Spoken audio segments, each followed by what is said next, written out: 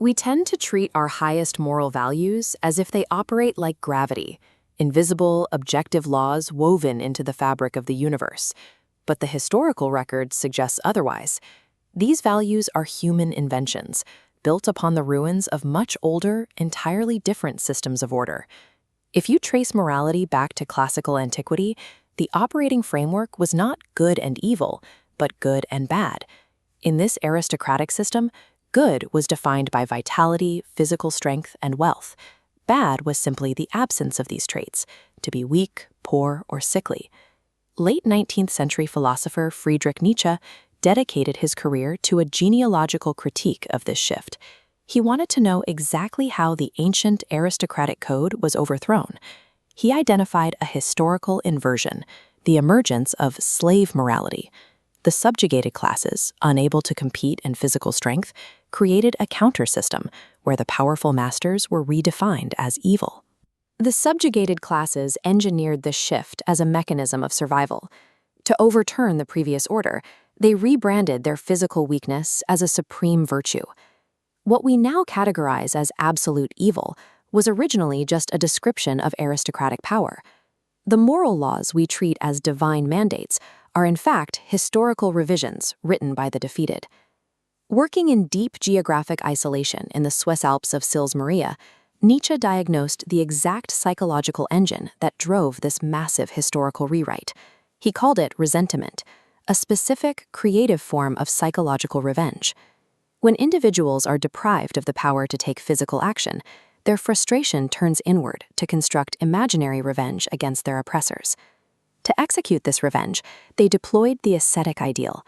They took the raw experience of their own suffering and transformed it into a weapon of guilt, convincing the strong that their vitality was a crime. The mechanism required linguistic precision. Inability to retaliate became forgiveness. Physical cowardice rebranded as meekness. Submission to hate became obedience. This psychological inversion dictated European civilization for 2 millennia, installing the virtues of the sick as the absolute standard of human worth. If moral value is a projection of psychological necessity, its claim to objective authority collapses. It is not a law of nature, it is a coping mechanism. If Nietzsche shows morality is a historical fiction, we must ask how it survives so comfortably in a secular, rational world. In 1977, philosopher J.L. Mackie formulated an answer with his moral error theory. Mackie begins with an ontological observation. When we make a moral judgment, when we say deliberate cruelty is wrong, we are making a claim about reality. We believe we are pointing to a prescriptive, objective fact that exists out in the world.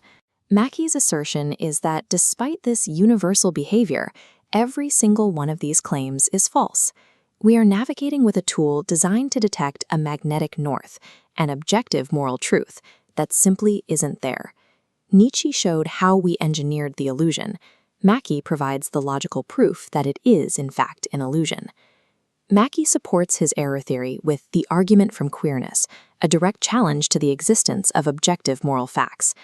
This diagram illustrates a universe understood in observable terms. When a person strikes another, we can map the physical properties, the velocity of the hand, the transfer of kinetic energy, and the firing of pain receptors.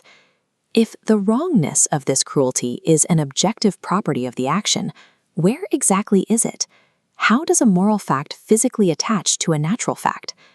Mackie argues that if objective values actually existed, they would be entities utterly different from anything else in the cosmos. They would be strangely prescriptive features of reality, dictating how things ought to be. Furthermore, detecting these entities would require a non-natural sense organ, a specialized faculty of moral intuition, rather than our ordinary senses. The simple truth is, humanity possesses no such organ. Because these entities cannot be found in the physical world, and we lack any mechanism to perceive them, the entire concept of objective morality is broken at the root of reality. This is the visual reality of an anti-realist worldview, a universe stripped of all objective moral frameworks. Synthesizing these two philosophers clarifies the picture. Mackie proves the universe is empty of prescriptive features, and Nietzsche proves we only populated that emptiness out of psychological desperation.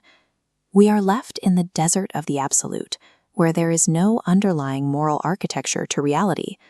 Without objective values, the cosmos is morally silent. It has no preference regarding human suffering or justice. This is not a justification for chaos. It is a factual recognition that nature provides no inherent up or down for human behavior. The final verdict stands. Morality will never be discovered in a laboratory, and it will not be handed down by a deity. The danger of this realization is passive nihilism, the urge to surrender because the objective laws have vanished. But because the universe provides nothing, humans must provide everything. Any moral framework we adopt must be consciously constructed. We have to acknowledge our ethics not as universal truths, but as functional devices designed to facilitate human cooperation. This realization brings a stark freedom. We are entirely responsible for our own values. We cannot discover right and wrong. We must invent them.